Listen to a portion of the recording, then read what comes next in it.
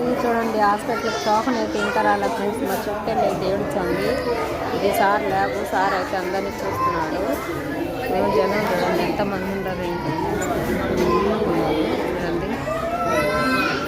వాతావరణం మారింది, అందుకని బాగా జ్వరాలు ఎక్కువైపోయాయి పిల్లలకి. చుట్టూలు అయితే చూసినాడు ఫ్రెండ్స్. మందులు రాపించినాడు. ఇంటికి వెళ్ళిపోతున్నాము మందులు తీసుకొని.